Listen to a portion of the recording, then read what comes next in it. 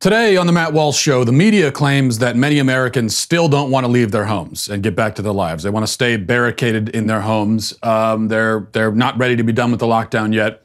If that's true, fine. And that's why I propose that everybody who wants to get back to work and back to their lives can do so. And if you want to stay home, you can.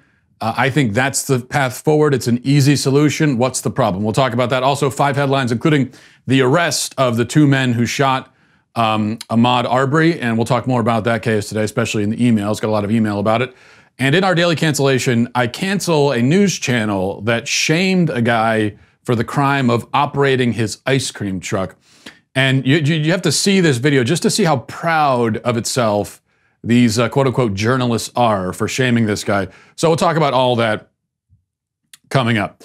But first, as mentioned, a new poll done by ABC says that 65% of Americans don't want the economy to reopen. Now, I have trouble believing these polls because they don't at all reflect what I hear when I talk to people. And I often think, even though it's unscientific, I do think sometimes your own anecdotal experience of just the vibe you get from people when you talk to them, I have found that to be more reliable than these media polls much of the time in many circumstances. But let's say for a minute, okay, these things are accurate. These are accurate polls. Well, fine. We still know, despite what supposedly 65% of Americans want, we know that there's no good reason for the lockdown to continue. There wasn't a good reason for the lockdown to begin in the first place. But almost everything we have learned in the last 2 months has made that truth inescapably clear.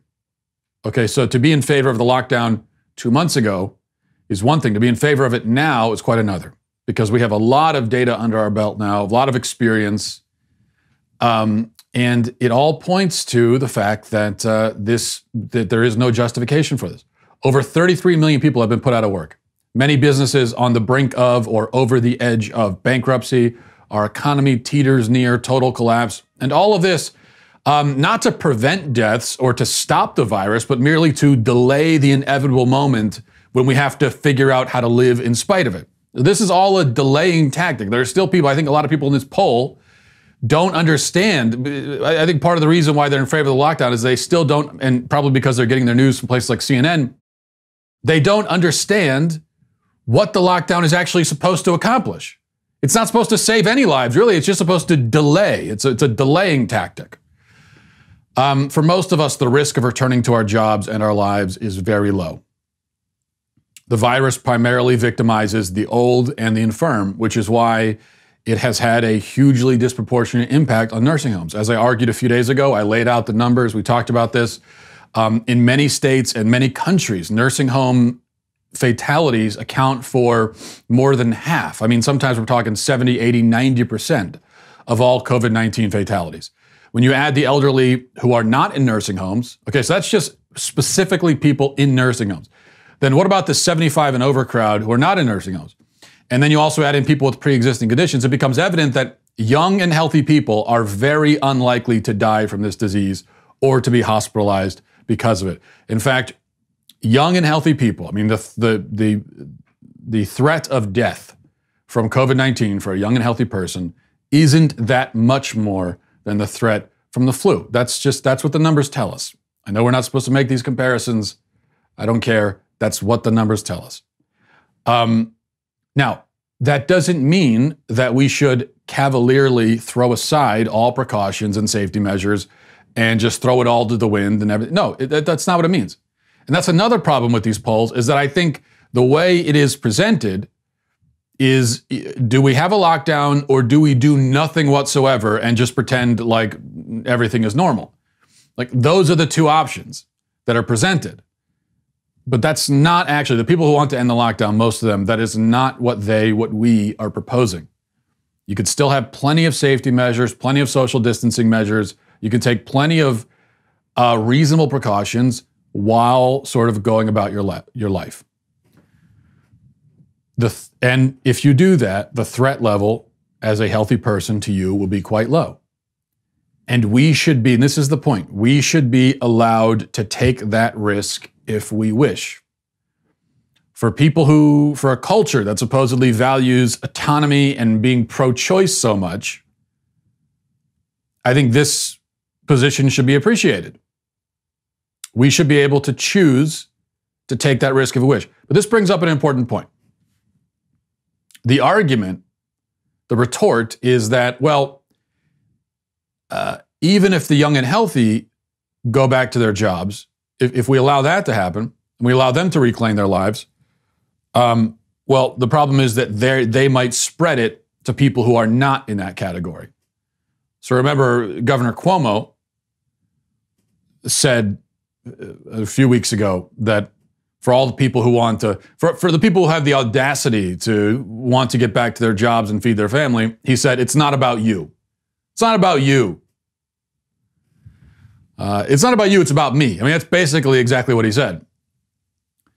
And that's the argument. That's the retort is, well, what about all the people? So you want to take the risk, but because you could become a carrier, are you not now forcing other people to take a risk? And also, what about even healthy people who don't want to take the risk? What about them? Is it fair that all these people should have the risk foisted on them against their will? And that's where I say, no, it is not fair. But that's not what we're talking about here. There is another way, and I'll explain that in just a second. But before we do, a word from our good friends at ZipRecruiter. You know, a lot of people are, of course, unfortunately, looking for a job right now. And we want to make their job search as efficient and effective as possible because you don't have a lot of time to waste. ZipRecruiter's focus hasn't changed. They're still doing what they've done from the beginning, helping people who need jobs find work and helping growing businesses find the right people for their open roles.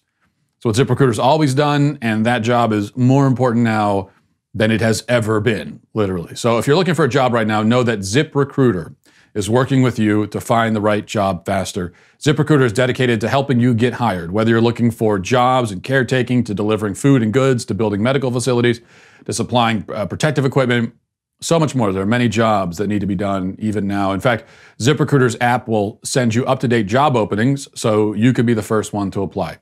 And if you're actively hiring, ZipRecruiter will invite candidates to apply to your most urgent roles, making it faster and easier to reach the people you need. By connecting people who need jobs and companies that need people, ZipRecruiter is working with all of us so that we can keep moving forward. Let's work together. ZipRecruiter.com/work together. Okay. So is it fair? Some of us want to go back to our lives, but are we not putting other people in harm's way? Is that fair? Well, it wouldn't be fair. It wouldn't be fair to put people in harm's way against their will. Which is why I would be against forcing anyone to leave their homes. And the really good thing is that nobody, to my knowledge, has advocated such a policy. So I am not the only anti-lockdown person who would be against forcing people to leave lockdown. I think I'm not aware of any anti-lockdown person who wants to force this on anyone. That's not what this is about. In fact, this is the anti-force. It's the other side that's all about forcing people to do this and that. We're saying, no, this is not about force. Now, the way it is portrayed by the pro-lockdown crowd, you would think that those who oppose the lockdown want to mandate that everybody leave their home. But we are in favor of no such mandate and have not proposed one. This, to me, seems rather simple. If you want to remain in your home, that's fine. Stay there as long as you like. You need not worry about anyone spreading it to you if you're still hiding behind locked doors. I don't even understand the concern. If you want to stay in lockdown and you're saying you can't leave your home because you're going to spread it to me, how am I going to spread it to you? You're in your home. I'm not breaking in, so you're fine. What's the issue? You should be just as safe after the lockdown ends as you were before it ended because you're still personally staying in your home. No problem. But if you don't want to stay in your home, then you can leave. Only those who choose to take the risk should take it. And there's no reason why I should be prevented from taking the risk just because you don't want to take a risk. You and I are different people. We live in different homes. We don't have to make the same decision. That's the great thing about being autonomous beings. Whatever happened to that? Let me make my choices and you make yours. Now, a common counter-argument to this plan, so a counter-argument to my counter-argument, to their counter-arguments, we're a lot of counters now, but they'll say, well, if many people get back to work and businesses open again, then some of the people who want to stay locked down might be compelled by their employers to come back to their jobs. So maybe there are people who are working from home right now, but if we start opening up again, maybe the employer says you got to come to work or we're going to fire you, or maybe their job has allowed them to, maybe they're furloughed or whatever the case is. The concern is if we open up the economy and I don't want to leave my home, whereas before my employer was accommodating it, they might not accommodate it anymore, and then I'm out of a job. Now, this strikes me as an ironic and hypocritical concern, considering the source. After all, if you're pro-lockdown, if you're in favor of continuing the lockdown, then you believe that 33 million lost jobs is a price worth paying. You're afraid you're going to lose your job if the lockdowns end. Well, the lockdowns themselves resulted in 33 million people losing their jobs. You were okay with that. In fact, you've probably scolded the people worried about losing their jobs for, quote, putting money over human life. So now what? You're doing the same? Now that you stand to lose your own job, suddenly job loss is a problem? 33 million unemployed people isn't enough to justify opening the economy, but one lost job, yours, is enough to justify keeping it closed? I mean, do you see why this line of reasoning is not particularly endearing or persuasive? People who have pre-existing conditions that put them at high risk of COVID-19 should be accommodated, I think, and provided for so that they can remain home. I don't think that we should I think if someone is in a high-risk category, either because of their health or their age, they should remain home and they should be accommodated, which is a lot easier to do than accommodating everybody. I mean, the government sending stimulus checks to everybody, or at least everybody under a certain income bracket, that's not sustainable.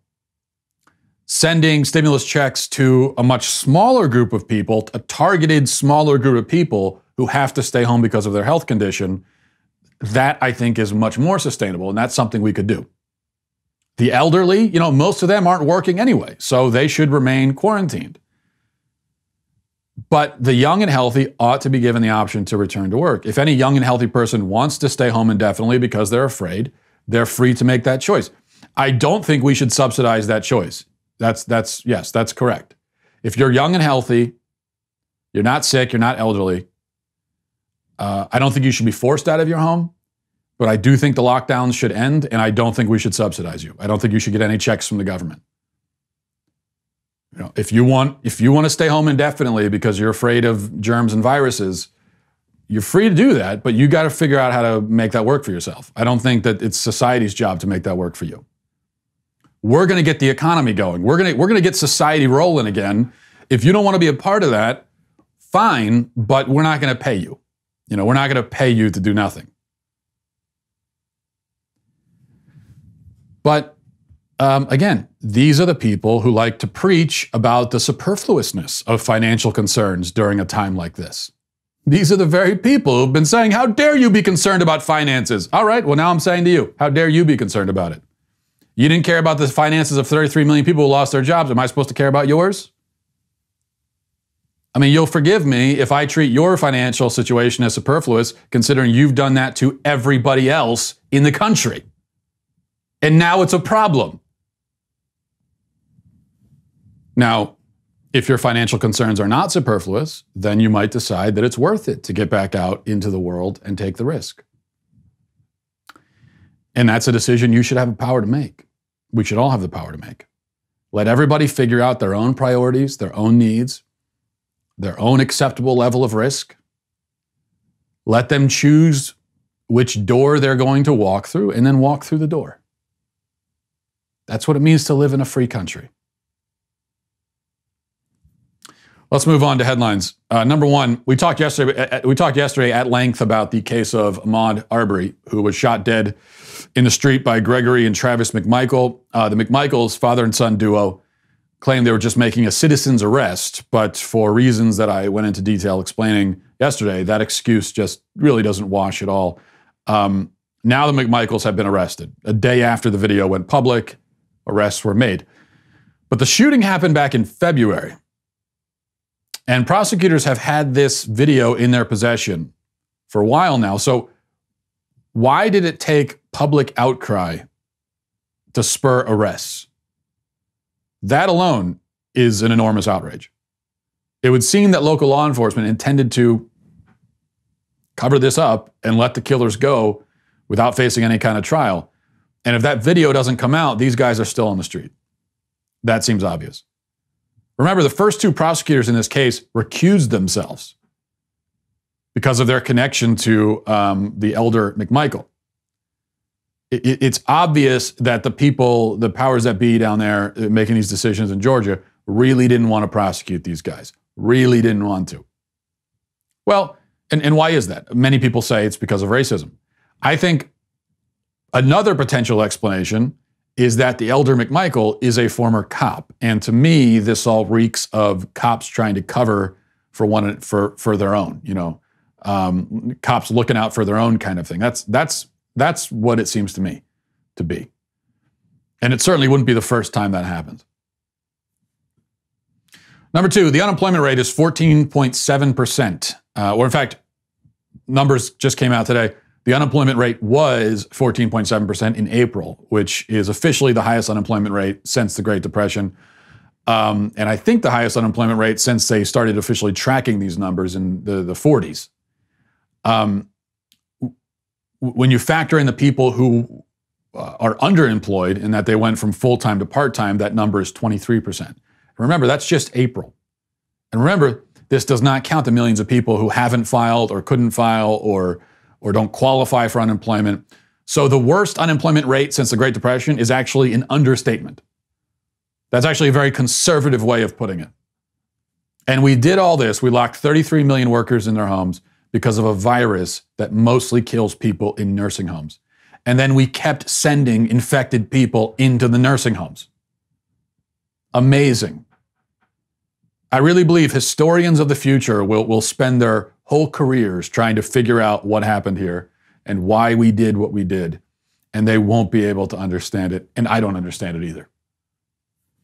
Three, speaking of nursing homes, reading now from the Daily Wire, it says, unbelievably, despite the fact that elderly people in senior care centers have been the hardest hit demographic in the coronavirus crisis, the state of California, where Governor Gavin Newsom has instituted harsh lockdown measures, is asking assisted living facilities to house elderly patients infected with the coronavirus in exchange for money. So we know in New York, there was a mandate passed back in March forcing nursing homes to take infected people.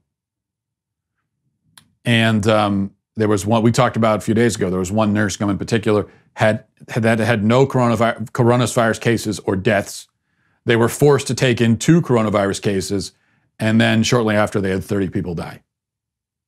And that is a direct result of the mandate of the policy in New York, which means it's a direct result of the actions of Governor Cuomo. I mean, he has that blood on his hands. I don't see any way around that.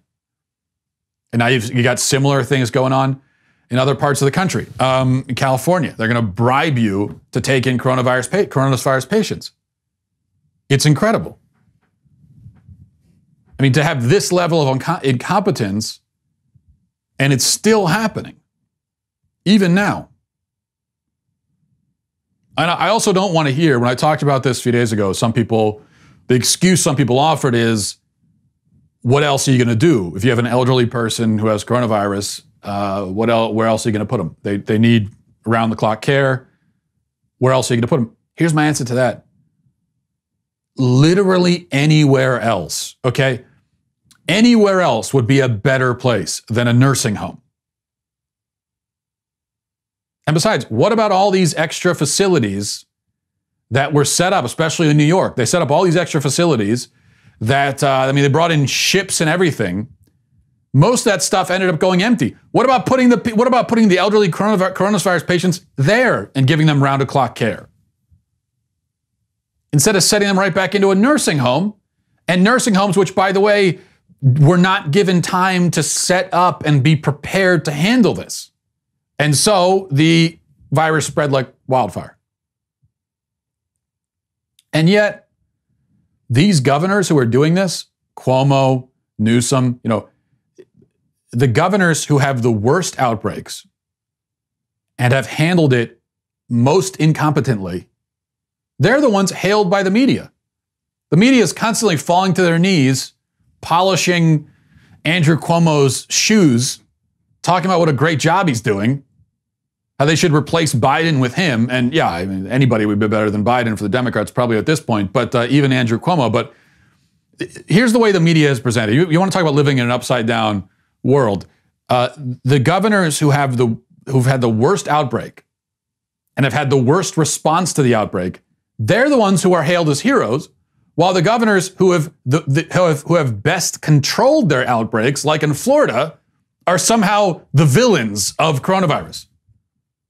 The way the media talks about the governor of Florida, who not coincidentally is a Republican, they're trying to make him out into the great villain of this story. They don't have a serious outbreak in Florida. We've been told over and over again that there would be a serious outbreak. Remember the spring breakers? Everyone was freaking out about the spring breakers. Oh my gosh, the spring breakers are going to kill us all. What ended up happening with that? They went home and they were fine. We were told that 5 or 6 of them had coronavirus. Did they die? No.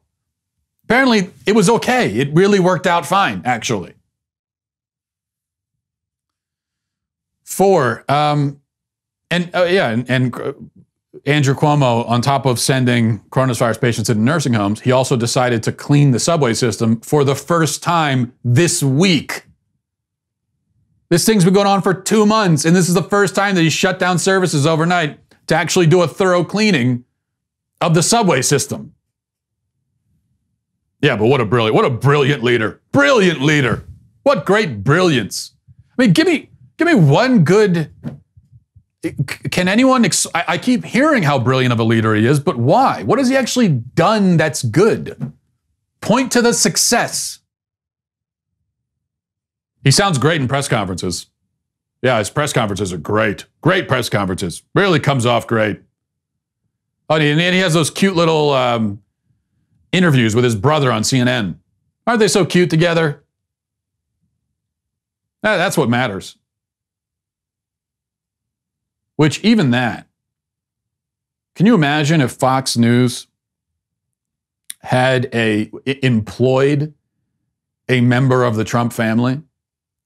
Imagine if Don Jr. had his own show on Fox News and he every night did interviews with his dad where he was just telling his dad how great he is. Do you think the left and the media, do you think they would be gushing about how cute and wonderful and lovely these moments are between father and son, the way they do with the brother-brother thing on CNN?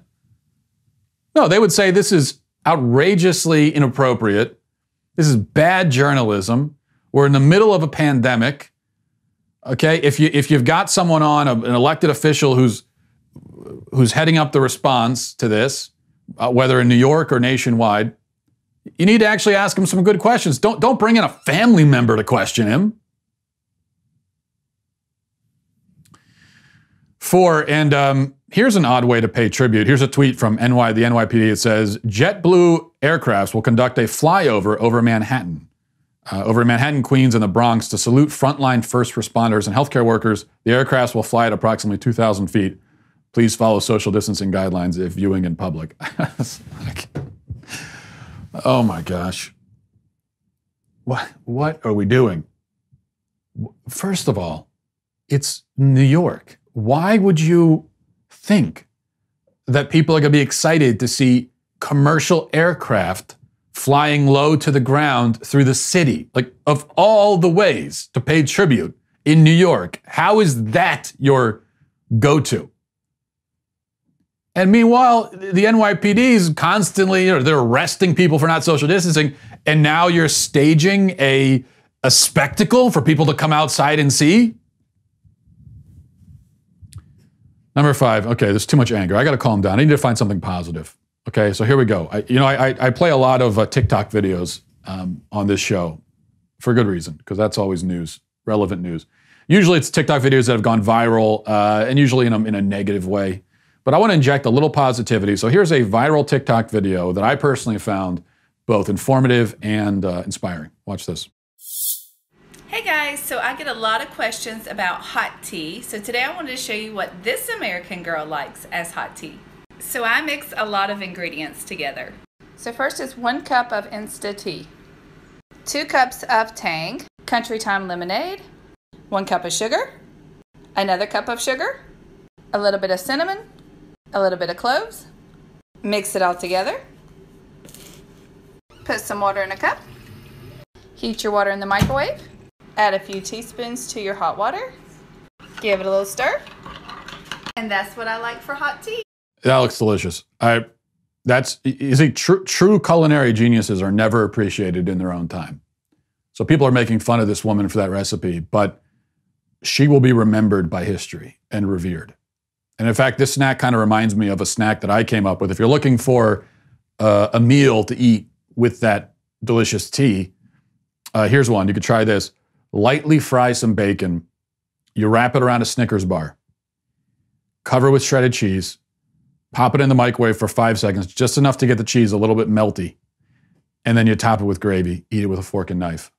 I'm telling you, you won't regret it. You might regret it, but it's good anyway. Especially if you happen to be, say, on death row and you're looking for a last meal. You've given up all hope of living. Then I would recommend that one to you. All right, now for your daily cancellation. But before we go to your daily cancellation, I want to take a moment to tell you about Daily Wire's newest, most exclusive membership tier. That is the All Access Insider. The All Access Insider membership tier is our premier level of membership. All Access members get the benefits of other membership tiers, including an ad-free website experience, access to our live broadcast, full 3 hours of the Ben Shapiro Show. All Access members also get other amazing benefits, including, of course, the singular and irreplaceable Leftist Tears Tumblr. They also get to join live exclusive online Q&As, which is Daily Wire's new discussion show, which are a lot of fun. And they also get to participate in All Access Live, our brand new interactive programming feature. So you get all that stuff, and I think, but here's the main thing. You're just a better person, okay? Our All Access Insider members are more valuable as people than anybody else. And that's the main, you get worth and dignity as a person from this. So head on over to dailywire.com/subscribe to join Daily Wire's All Access Club with a new membership or an upgrade and get 10% off with coupon code Walsh. That's dailywire.com/subscribe. See you there. Okay, now for your daily cancellation, I am canceling everybody who had anything to do with this segment from CNN. That iconic music screams summer, and we all scream for ice cream. But during a pandemic, social distance the rule, getting close to the ice cream man could mean getting something else. Fact of life. Yet here's Mr. Freeze, not his name, in his truck of treats, unmasked, ungloved, taking cash for cones in the Northwest burbs. That's when CBS 2 assignment editor Greg Kelly, father of 2, dad on a bike, said, wait a minute. You think it's a good idea to be doing this with the stay-at-home order? With COVID-19? Eventually, our Greg got a bit closer, tried to get an answer from Mr. Freeze. Again, not his name. Why aren't you wearing a mask, sir? Why are you trying to take Why are you selling ice to cream of children without wearing a mask? Why are you trying to... Are you sick? Am I sick? No, and I want to stay that I'm way. not sick either. So why are they quarantining healthy people? What's your name, sir? This is not a law. At this time, face coverings are required in public situations where social distance cannot be maintained. I have a permit. I get permits. Right. The You got city, the permit. the state. You got the permit before the stay-at-home order I can't understand what you're saying. Back up and remove the mask. I'm not removing the mask.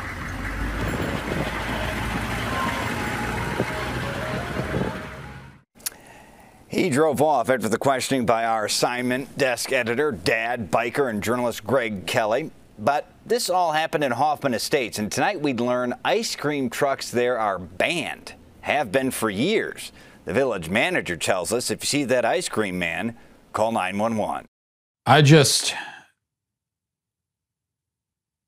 Honestly, if you told me that segment was done as a parody of the lockdown and of all the paranoid neighborhood snitches, if you told me that was a parody, a satire of the coronavirus busybodies, I'd believe you. I would believe that was some kind of Babylon Bee skit. 100% I would believe it. It is hard to believe that is real, but it is real. And I'll tell you what makes it hard to believe, even though it is, again, indeed, definitely real. But see, I can always understand. I'm never perplexed when a person does something very stupid. That never confuses me. I get it. There are dumb people out there who do dumb things. But when that very dumb thing has to go through an approval process and a bunch of other people have to be involved in it, and so now you've got this whole chain of dumbness, and throughout that entire chain, nobody apparently even once spoke up and said, wait a second, guys, I think this might be very dumb. That's when it perplexes me. And they're so proud of themselves. The tool bag on the bike, the reporter, everyone. They post this on social media. They're so proud. CBS, they're so proud of it. They thought this is great work, guys. It's not just that they didn't think it was dumb. They thought they had a hit on their hands. They thought they had a Pulitzer Prize winner, which who knows, maybe they actually will win a Pulitzer Prize considering who they give Pulitzers to these days. But they thought they had something and they'd be getting applause from everybody for this. That's what they thought. Here they are harassing and shaming a man who's trying to make a living. Here they are bullying a working class guy in an ice cream truck, and they feel totally vindicated, totally righteous, like they're fighters for truth and justice in the American way. It's amazing. What absolute idiots. And that's the most charitable thing I could possibly say about them. I have an idea. Here's a better idea, okay? Mind your own damned business. Leave this guy alone. Let him earn a living. You earn a living if you're in the media. You still have a job. God forbid this guy try to make some money too. What, you're the only guy, you're the only person that's allowed to make some money? That a-hole on the bike? What he's basically saying is, excuse me, sir, are you trying to earn money? No. Only I can earn money. I can earn money, you can't. How dare you, sir, try to earn money? Like me. I need to earn money. I'm important, but you're just an ice cream truck driver.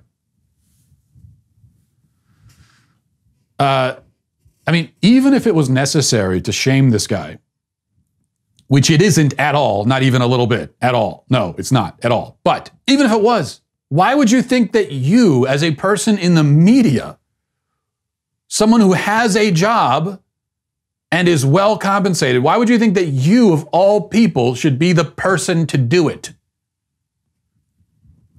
Just really disgusting. Meanwhile, this guy is outside. He's serving children outside. The virus doesn't really spread outside. Kids don't really contract it or spread it. So this is one of the safest jobs in the world to do.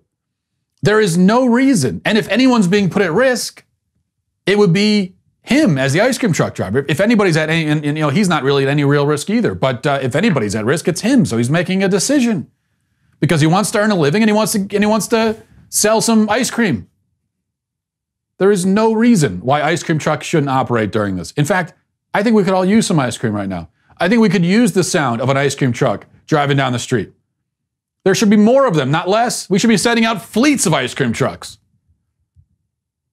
How about injecting a little bit of joy and normalcy into all of this bleak, madness? Especially kids. Kids have been locked in their homes. They can't see their friends. Well, I got 4 of them. It's tough on the kids, and they don't understand why they can't leave that. I don't understand it either. They especially don't understand it. So I think it's great. Not only is it great this guy's earning a living, I think it's great that he's, something a little bit normal and something fun for kids so they can enjoy themselves through all of this. We've taken everything away from them. We've taken their friends from them. We've taken away the playgrounds. We've taken away birthday parties and everything. You know, Easter took that away from everybody, not just the kids. It's just cancellation is should only be the beginning of our response to that. Okay, let's move on to emails. You can always email the show if you become a Daily Wire member. You can email. Even if you're not one of the elite Insider Plus members, you can still email the show. But, you know, I might not respond to the email because, frankly, I only respond to the most elite people because I am an elitist myself. This is from Marshall, says, "Hi, Matt, love the show. Question, have you seen Plandemic? What did you think?" Yeah, Plandemic is this video that's going around. I haven't seen it yet. I've been asked about it a million times. I've heard a lot about it. So I admit I have not seen it, so I can't say a lot about it. A couple things I will say. Usually, whenever I say I can't say much about something, that's a prelude to me saying a lot about it. So, number one, I know that they've been taking this thing down. I guess they took it down from YouTube, took it down from Facebook, Twitter, Vimeo. I mean, I think they've taken it down. And I'm absolutely against that. I don't think they should be removing the video. They should let people watch it and form their own opinions. But first of all, if you're a skeptic about the government's narrative with respect to coronavirus, I think that's good. You should be skeptical. I'm skeptical too. But if you're a skeptic, then you shouldn't go and watch some internet documentary and implicitly trust everything it says. Because then you're not a skeptic. Okay? Then you're just a sort of a cultist too, but you're looking for a different cult to join. And so it always makes me uncomfortable. Every time there's some big news event, there's always one of these conspiracy videos making its way online, and there are people who become devotees of this video, and they say, hey, you got to watch it. It's like with 9/11, what was it, Zeitgeist, that thing. And yeah, so I don't know, I haven't seen it. But what I would say is you should definitely watch it with a very healthy dose of skepticism, and I can say that without seeing it, because you should have skepticism about everything, which is just another way of saying being a critical thinker. And then beyond that, I would also say, I don't know how much this thing gets into the conspiracy arena, because I haven't seen it. Just the name of it, Plandemic, makes it sound like conspiracy. It was planned, right? It seems to be implied. I think we should remember that most of the time with the government, you don't need to get into conspiracy theories to understand what they're doing and why they did it. Usually things like just really simple but sort of more boring explanations are available and are far more plausible most of the time, like moral cowardice, incompetence, selfishness, political posturing, those sorts of things. That explains most of what the government does. You don't need to get into smoky rooms, plans being hatched. If that's what this thing does, I don't know if it does or not, but there's no need for that. And because we can explain. So most of what has happened with the coronavirus response, it's, I keep saying I don't understand it. Well, I'm being facetious. I do understand it. I know why they're doing it. Most of them. For the reasons I just gave. It's cowardice. Okay, there were a lot of governors who jumped on this bandwagon because they didn't want to be one of the ones to stay open, and and then they were afraid that even if it's the right thing to do, they were afraid that the body count would be blamed on them, and they didn't want that, so they were just covering their own asses. A lot of incompetence; they just don't know what they're doing.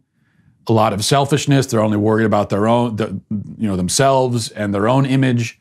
A lot of political posturing. They're just trying to figure out what's the best political move here, not what's actually the best thing to do, what's the best political move. And so I think there's been a whole lot of that. And that, unfortunately, is enough to explain why we plunged ourselves into a Great Depression and put 33 million people out of work to address a virus that mainly kills people who are 85 years old or over. Okay. Let's go to Thomas says, Matt, I think you're too hard on some of our elected officials when it comes to the coronavirus response. There was a lot we didn't know early on. They acted on the best information we had. Some of that information was bad. Blame China. I think that's where your anger should be.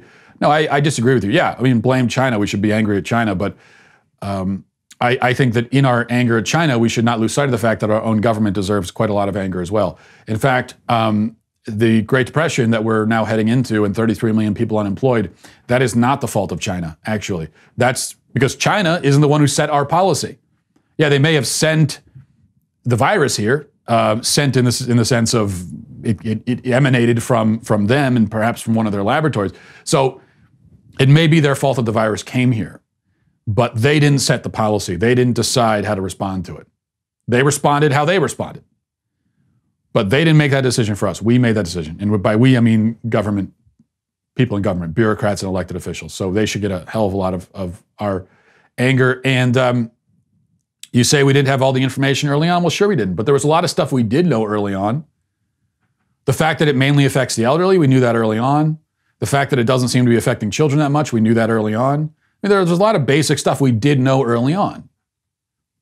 And there were epidemiological experts and so on who, from the very beginning, were saying this is not the right approach. It's just that the powers that be decided to listen to different, quote unquote, experts. And I think they made that decision for all the reasons I just outlined. And also, even if we didn't know everything, no, you don't shut down your economy and destroy your society just in case. Let's just shut it all down and figure it out as we go along. No, that's not the right response. That's not what you do. You don't put 33 million people out of work just in case, right? Just as a precautionary measure while we kind of figure out what's happening. I would argue that that is not the right response. I would argue that if you don't have all the information and you don't know exactly what's going on, that's all the more reason not to do exactly what they did. Okay, this is from Paul. Finally says, your analysis of the Georgia shooting was terrible in many ways. You always say you want citizens to step up and not rely on the government. Well, that's what a citizen's arrest is all about. They were doing exactly what you say people should do in handling a situation to protect their neighborhood. I think you're just trying to appease the left by buying into the racism narrative. Okay, Paul. And I've heard this about appeasing the left many times in the last couple of days. And first of all, do you really think I'm trying to appease the left? You think that's what I'm worried about doing? I mean, did you watch the show yesterday where I spent the first 20 minutes basically insulting feminists and about the birth control issue? It's like, if I'm trying to appease the left, do I do that? Is that a segment I decide to do? You look at my whole body of work. You think appeasing the left is my goal? Because if it is, I am really bad at it. If it is, I am the worst appeaser that has ever walked the earth. No, consider the possibility that I'm not trying to appease anyone. I'm just telling you how I feel about it. Consider the possibility that I'm a human being with a brain and I'm trying to evaluate a situation and come to my own conclusion.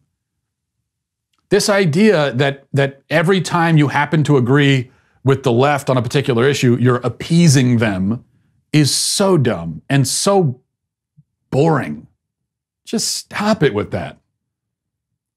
Do you really, is that what you think? Do you think how do you evaluate an issue? Because it seems to me, Paul, that you and a lot of other people, what you do is a situation occurs and you look at whatever the left is saying and you just say the opposite. Okay, that's no better than just follow. That's the same thing as following the crowd. That's the same thing as being a bandwagon jumper. That means you're not thinking for yourself. Rather than judging every issue by looking at what some other group is saying and taking the opposite, and unthinkingly taking the opposite position, rather than doing that, why not use your head, look at the evidence, read the police reports, watch the video, listen to the 911 calls and come to your own conclusion. If you do that, I do not see how you could possibly really believe, based on what we know, that this was a legitimate citizen's arrest. Come on. In fact, we know that it's not, and I'm not even basing this on anything other than what the McMichaels themselves said. So based on their own version of events, this was not a legitimate citizen's arrest. Because what do we know from them? What do we know? We know two things. Number one, they did not see a crime occur. Number two, they thought he looked like someone who had committed a crime, not that they saw a crime. We know that. Number two, we also know that they grabbed their guns and went after him and told him they just want to talk. That's not a citizen's arrest. Brandishing a gun, and they were brandishing it. When you're holding a gun, that's brandishing a gun. It's not like they had the gun holstered. I mean, the one guy was holding a shotgun. So they were brandishing it. Brandishing a gun, chasing after somebody, brandishing a gun and telling them you want to talk to them, that is not a citizen's arrest. That is not how a citizen's arrest works. Is not. No. You do not have the authority to do that. As just a random dude. And if you're another random dude and some random dudes roll up on you with guns and say, "Come here, we want to talk to you," you don't have any responsibility to listen to them. You have every right and every reason in that scenario to think they mean you harm. Because you don't grab a gun and go up to a guy in a hostile way unless you're willing to use it. And so if you're the one being pursued, you have every reason, every right to think that they mean you harm and to respond accordingly, which is what this man did. No, they were not defending themselves. He was defending himself against people who came after him with a gun. Not a citizen's arrest. You got to drop that. That's not what it was. In fact, like I said, listen to the 911 calls. Someone did a 911 call. And I saw this 911 call because defenders of the McMichaels were spreading it around online as if it's some kind of, part of the expression, some kind of smoking gun evidence in favor of the McMichaels. So I listened to the 911 call, and it makes them look even worse. The 911 call it wasn't one of the McMichaels. It was some other guy called the police to report that there was a guy on a construction site in a half-built home. That was a home that's open. And that was the report. And the 911 operator asks him, is he breaking in? Did he break in? And the guy on the call says, no, it's open. And then he's asked, and then the 911 operator asks, what is he doing wrong? We'll send the cops, tell me what he's doing wrong. The guy can't explain it. The guy doesn't give any reason of what he's doing wrong, just that he looks kind of weird that he's on a construction site. And then he leaves and he runs off. That's it. So the 911 call is that a guy was on a construction site in the middle of the day and was in a half-built home briefly and then left. And you think that's reason for 3 armed men to chase him down? Are you kidding me? Come on. What do you think? Do you think if what if I'm in Walmart and I see a guy looks like he might have shoplifted, but I'm not sure. He looks sort of like a guy who would shoplift, would I be justified and let's say I'm carrying a gun, would I be justified in pulling my gun out, following him into the parking lot and holding my gun, saying, come here, I want to talk to you. And then if he gets scared because he thinks I'm trying to abduct him or kill him, which would be a reasonable conclusion, and a struggle ensues and I shoot him dead in the parking lot, but you think I did nothing wrong? All good? Just being a attentive, good citizen? No, I'm going to go to jail for that. That is at best vigilantism. That's the best spin you could put on that.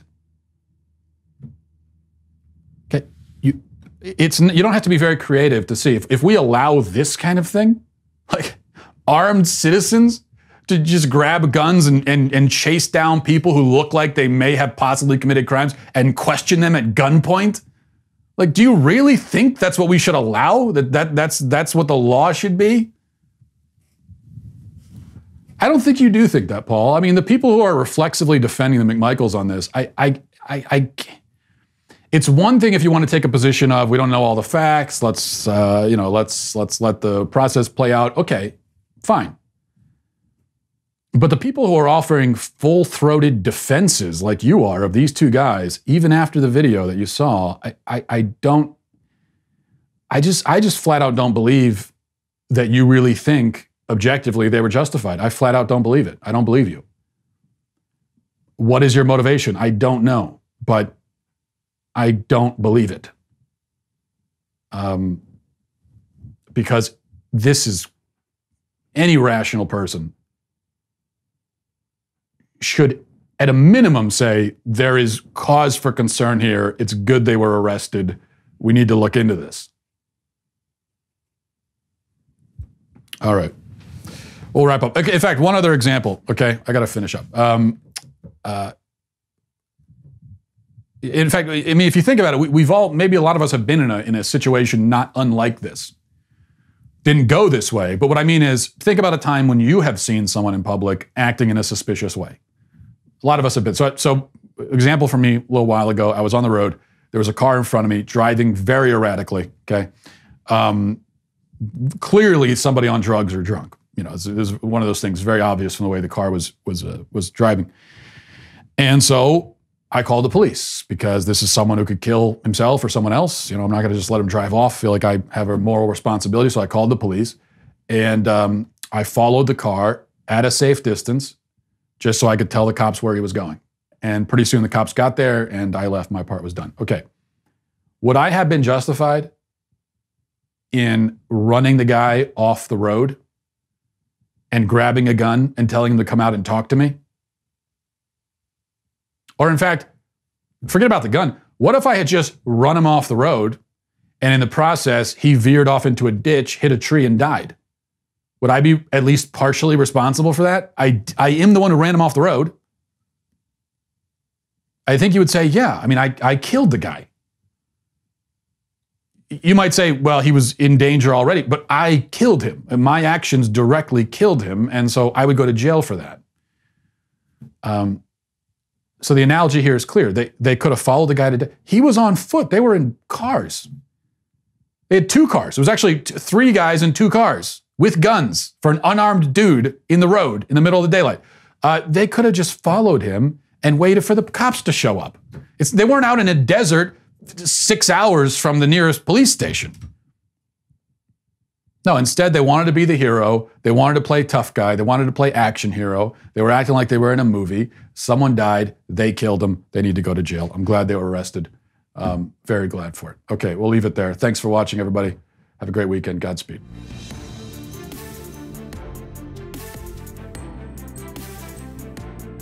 The Matt Walsh Show is produced by Sean Hampton, executive producer Jeremy Boring. Our supervising producers are Mathis Glover and Robert Sterling. Our technical producer is Austin Stevens, edited by Danny D'Amico, and our audio is mixed by Robin Fenderson. The Matt Walsh Show is a Daily Wire production, copyright Daily Wire 2020. If you prefer facts over feelings, aren't offended by the brutal truth, and you can still laugh at the insanity filling our national news cycle, well, tune in to The Ben Shapiro Show. We'll get a whole lot of that and much more. See you there.